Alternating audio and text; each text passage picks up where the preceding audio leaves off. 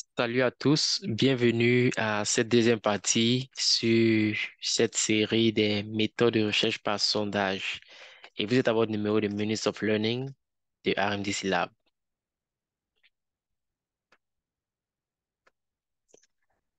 Ok, dans cette deuxième partie, nous voulons parler des types d'erreurs dans les enquêtes. La dernière fois, nous avons introduit un peu qu'est-ce que c'est la méthode de recherche par sondage. Et nous avions dit que nous parlerons éventuellement des types d'erreurs dans les enquêtes et c'est ce dont nous voulons parler aujourd'hui de façon principale. D'abord, il faut savoir une chose, c'est que les enquêtes sont conçues pour produire des statistiques sur une population cible et le processus par lequel cela est fait, ça repose en fait sur l'expérience des caractéristiques de la population cible à partir des réponses fournies par un échantillon de répondants. Donc, dans cette vidéo, on va décrire en fait les deux types d'inférences qui sont nécessaires. On va aussi décrire des types d'erreurs, comme le titre de cette partie indique. On va parler un peu de biais et de variabilité qui peuvent limiter l'exactitude des inférences qu'on fait.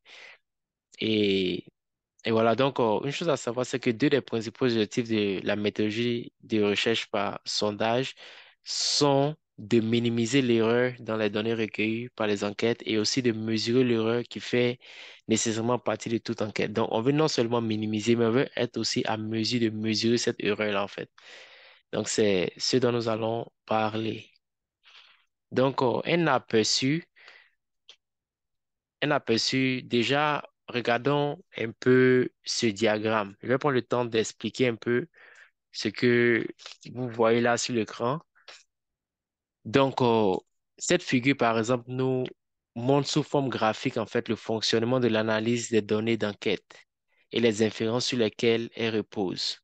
Donc, l'objectif, en fait, c'est de connaître les caractéristiques de la population cible. Donc, on veut connaître les caractéristiques de la population cible, n'est-ce pas? Et le matériel avec lequel nous devons travailler consiste en les réponses que les répondants ont données dans l'enquête. C'est-à-dire, on a une enquête en fait et des personnes remplissent l'enquête et c'est avec ces réponses-là que nous travaillons en fait pour connaître les caractéristiques de la population cible.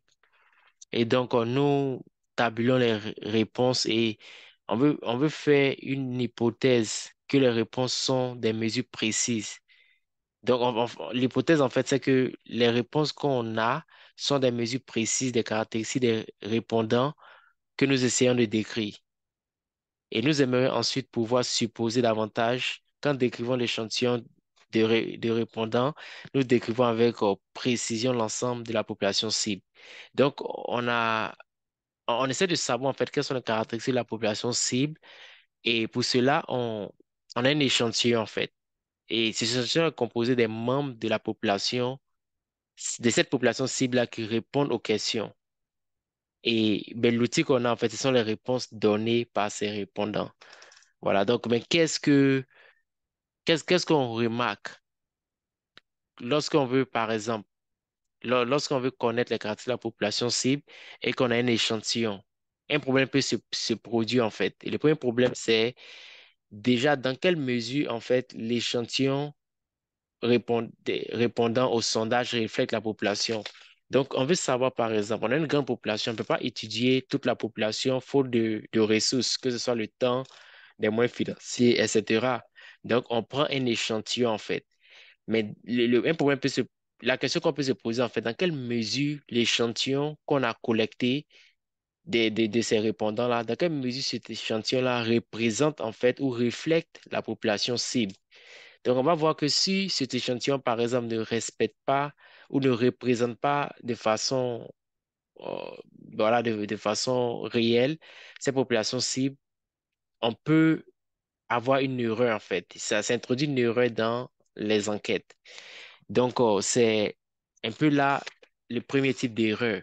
Maintenant, même lorsque on a un échantillon qui représente la population cible, il peut arriver que les réponses données par les répondants ne reflètent pas en fait la réalité en fait. Donc, ça veut dire même lorsque l'échantillon représente la caractéristique de la population, les réponses observées ne peuvent ne pas décrire en fait cette population cible-là. Donc, la question qu'on peut se poser ici, c'est dans quelle mesure en fait les réponses qu'on obtient en fait mesurent les caractéristiques de ces populations-là. Donc, on voit qu'on peut avoir une erreur au niveau de l'échantillon, c'est-à-dire comment est-ce que l'échantillon est sélectionné. On peut aussi avoir une erreur au niveau des réponses, en fait. Est-ce que les réponses traduisent la réalité? Donc, faut savoir que certains aspects de la méthodologie d'enquête, en fait, sont conçus pour déterminer dans quelle mesure un échantillon de répondants reflète la population. Dans quelle mesure l'échantillon de répondants reflète la population. Aussi, deux aspects de la méthodologie d'enquête sont conçus pour déterminer dans quelle mesure les réponses aux questions recueillies dans l'enquête servent à mesurer ce qu'elles sont censées mesurer. Voilà, donc la conception de l'enquête, en fait, et la manière dont la collecte de données est effectuée, ces deux-là peuvent affecter, voilà, l'une ou l'autre de ces sources de potentielles erreurs, en fait. Donc, voici deux potentielles sources d'erreurs que vous pouvez rencontrer dans une recherche par sondage. Donc, le premier type d'erreur est au niveau de la mesure à laquelle l'échantillon reflète la population. Et le deuxième type, c'est la mesure à laquelle les réponses collectées, en fait, décrivent cette population cible-là. Donc, c'est très important de retenir ces deux types d'erreurs. Donc, nous allons nous focaliser maintenant sur l'erreur associée à qui répond en fait. Donc, pour revenir sur le diagramme ici, en fait, cette erreur-là se situe au niveau de l'échantillon, c'est-à-dire est-ce que l'échantillon représente en fait cette population-là. Donc, ce sont des erreurs associées à qui répond. Voilà, donc, il faut savoir que dans une enquête par sondage, voilà, nous avons généralement combien d'échantillons? Nous avons un seul échantillon. Et c'est à partir de cet échantillon-là qu'on veut généraliser en fait ce qu'on va avoir sur la population cible. Et par chance, en fait, cet échantillon peut et sera légèrement différent de ce à quoi il ressemblerait s'il reflétait parfaitement la distribution des caractéristiques de la population.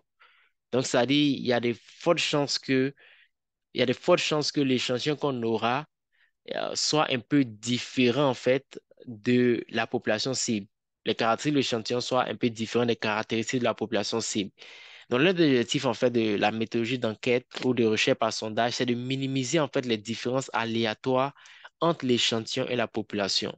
Donc, supposons on fait une étude, voilà, au nord de la Côte d'Ivoire, n'est-ce pas? On peut se dire, bon, on va prendre seulement Korogo. Bon, est-ce que notre échantillon vient de Korogo? Est-ce que l'échantillon qu'on va sélectionner reflète, en fait, le vécu ou bien reflète cette population du nord de la Côte d'Ivoire, par exemple. Donc, voilà, il faut s'assurer. Donc l'un des objectifs de la méthodologie de recherche par sondage, c'est de minimiser les différences aléatoires entre l'échantillon et la population. La façon dont l'échantillon est conçu et sélectionné, comme on le sait, peut influer sur la mesure dans laquelle l'échantillon est susceptible de refléter les caractéristiques de la population dont il est issu. Donc, la façon dont on collecte et on sélectionne l'échantillon importe en fait. Si on fait, par exemple, une étude et notre échantillon est sélectionné de façon convenante, c'est-à-dire on sélectionne ceux par exemple, si on veut faire une étude, on sélectionne par exemple ceux qui ont un Wi-Fi à la maison, n'est-ce pas? Ça élimine déjà ceux qui n'ont pas de Wi-Fi à la maison ou enfin, on collecte des données par téléphone. Donc, c'est-à-dire ceux qui n'ont pas de numéro de téléphone, par exemple, sont déjà exclus en fait. Donc, la façon dont l'échantillon est conçu et sélectionné peut influer sur la mesure dans laquelle l'échantillon est susceptible de refléter les caractéristiques de la population dont il est issu. Donc, un type d'erreur qui préoccupe vraiment les méthodologistes de recherche par sondage, c'est cette variation aléatoire par rapport aux véritables caractéristiques de la population. Donc, il y a cette variation aléatoire qui peut y avoir entre l'échantillon et la population cible. C'est ce qui préoccupe en fait c'est l'un des ou l'une des erreurs, par exemple, qui préoccupe les méthodologistes de recherche par sondage. Donc, c'est une chose importante à savoir. Et cette variation, l'erreur possible qui découle uniquement du fait que les données sont collectées à partir d'un échantillon plutôt qu'à partir de chaque membre de la population est appelée erreur d'échantillonnage. Donc, c'est ce premier type d'erreur qu'on a montré dans le diagramme, n'est-ce pas? C'est erreur d'échantillonnage, c'est-à-dire l'erreur se situe au niveau de comment est-ce que on sélectionne comment est-ce qu'on sélectionne notre échantillon. Voilà. Et c'est très important. Et plus tard, on va parler un peu d'un deuxième type d'erreur. Et cette erreur-là affecte en fait la relation entre l'échantillon de répondants et la population. Voilà. Et c'est le biais en fait. Lorsqu'il y a la relation lorsque la relation entre un échantillon de répondants et la population cible est affecté, ce type d'erreur, c'est le biais. Voilà, c'est ce biais-là. Et le biais, ça signifie en fait d'une manière systématique que les personnes qui répondent à une enquête sont différentes de la population cible dans son ensemble. Donc, ça introduit un biais en fait dans les statistiques qu'on obtient à la fin des enquêtes. Voilà, donc, il est important de retenir il y a trois étapes principales dans la collecte de données à partir d'un échantillon. Voilà, et chacune peut potentiellement introduire un biais dans un échantillon. Donc, quelles sont les trois étapes? La première étape consiste déjà à choisir la base du sondage, c'est-à-dire ceux qui ont réellement une chance d'être choisis. Voilà, c'est ici, il y a des personnes dans la population cible qui n'ont aucune chance d'être sélectionnées pour l'échantillon. Et si elles sont d'une manière ou d'une autre systématiquement différente de celles qu'on choisit par chance, en fait, cela peut introduire un biais dans les choses. Ça veut dire quoi? Si on fait une étude, par exemple, on fait une étude sur les étudiants d'une certaine université, et si on doit collecter les données le lundi, sachant que ce n'est pas tous les étudiants qui viennent à l'école le lundi, n'est-ce pas? Certains n'ont pas peut-être cours d'amphi le lundi. Donc, ces personnes-là sont automatiquement disqualifiées du fait que ces personnes ne seront pas au campus le lundi. Donc, cela introduit un biais, en fait, parce que ces personnes n'ont pas une chance égale d'être sélectionnées. C'est vrai qu'on ne va pas sélectionner tous les éléments de la population, mais chaque élément de la population doit avoir une certaine chance d'être sélectionné. Et lorsque certaines personnes sont disqualifiées, peut-être que par exemple, si on veut prendre un tel exemple, et si on veut collecter les données le lundi, par exemple, peut-être que ceux qui ne viennent pas à l'école le lundi ont une certaine caractéristique qui est différente de ceux qui viennent à l'école le lundi, en fait. Vous voyez? Et déjà, cela introduit un biais dans les données qu'on va collecter. Peut-être que la classe de ceux qui ne viennent pas à l'école le lundi sont des travailleurs. Ils sont des étudiants, mais ils sont des travailleurs. Et ces personnes-là, généralement, prennent leur cours peut-être le mardi ou le mercredi ou peut-être le vendredi même, n'est-ce pas? Donc, étant donné qu'ils sont des travailleurs, par exemple, selon cet exemple que j'ai donné, cette hypothèse-là, ces personnes ont une caractéristique différente des autres. Peut-être qu'ils sont plus âgés, en fait, en général, plus que les autres qui viennent les lundis, en fait. Donc, déjà, ça introduit un biais. Voilà, c'est ce premier type c'est cette première étape-là, en fait, lorsqu'il s'agit de collecter les données. Donc, il faut s'assurer que chaque élément ou bien chaque membre de cette population a une certaine chance d'être sélectionné. Voilà, on ne pourra pas aller en détail, c'est une vidéo courte qu'on essaie de faire. Si vous avez des questions, vous voulez en savoir plus, n'hésitez pas à nous écrire via email à consulting@rmdclab.org.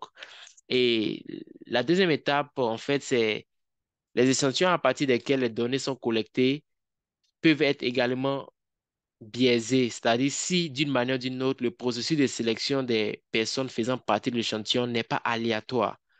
Donc, il faut introduire un élément d'aléatoire, un élément de chance, en fait. Voilà.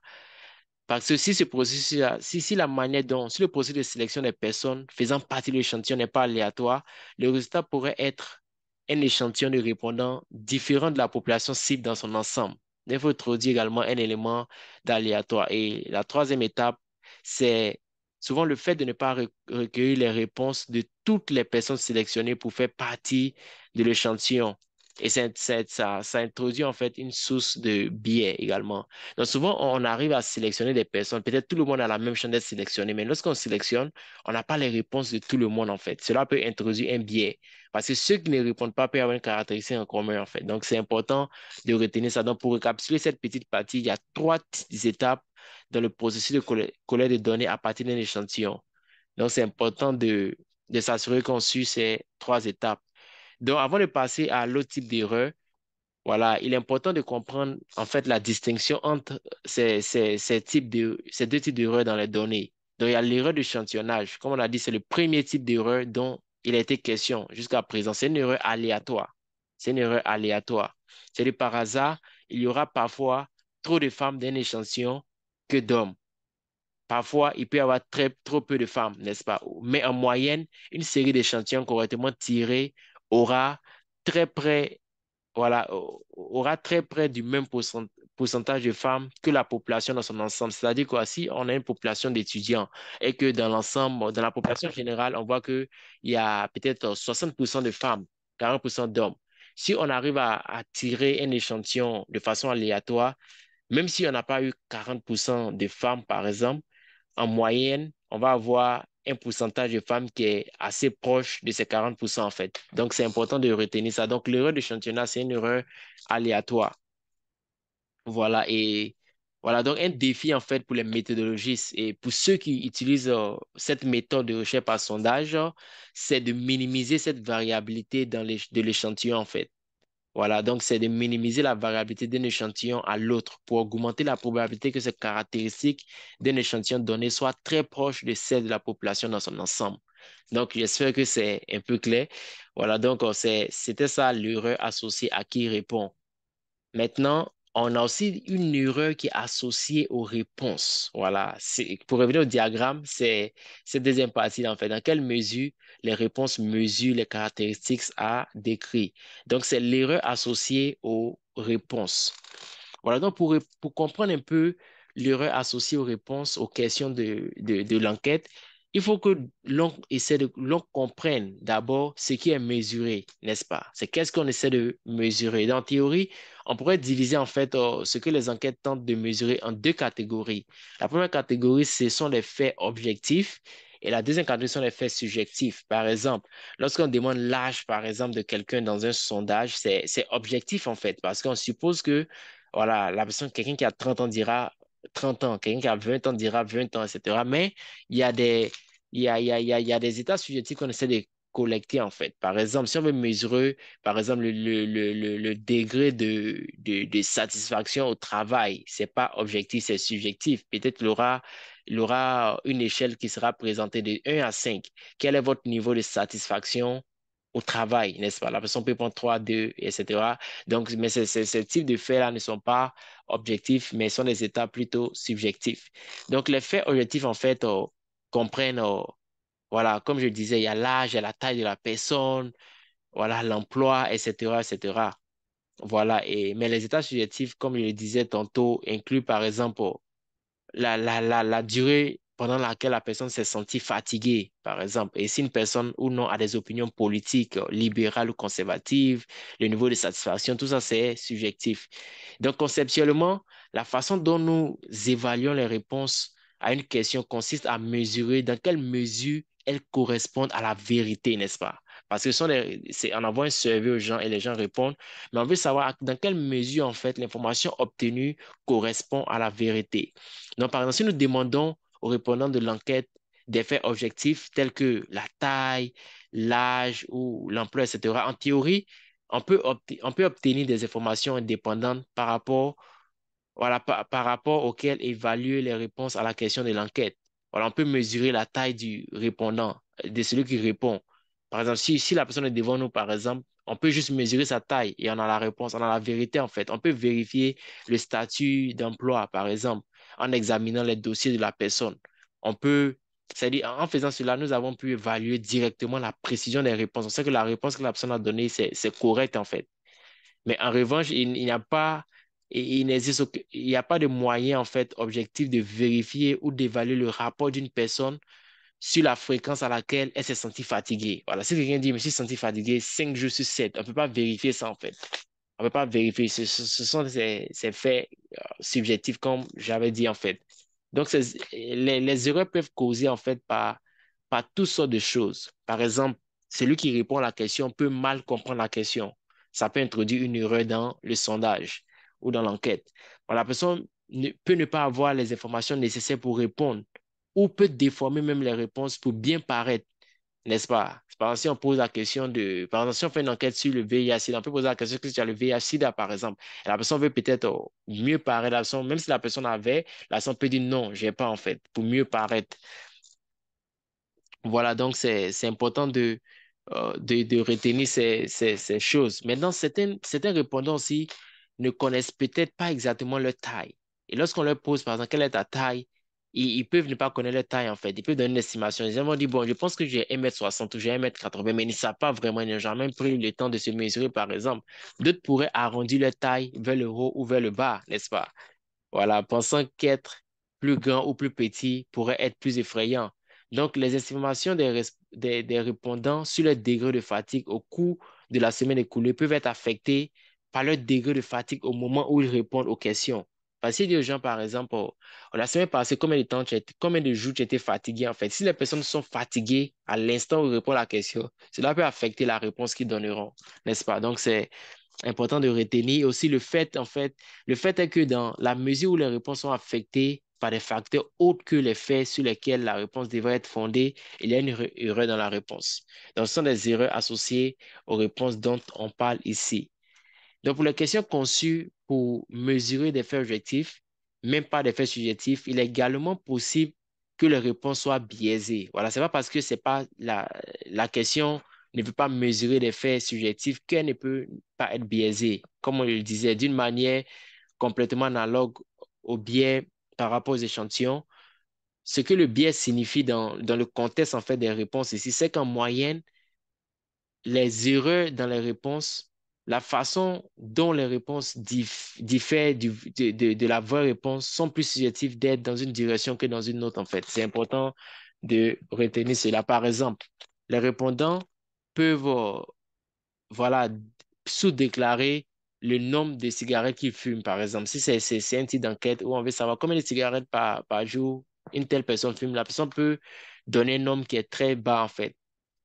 Voilà, la quantité d'alcool que la personne boit, la personne peut donner un nombre qui est très bas en fait. Donc, les estimations de ces comportements sont susceptibles d'être biaisées, c'est-à-dire, il y a, elles peuvent être systématiquement différentes des vraies réponses en fait.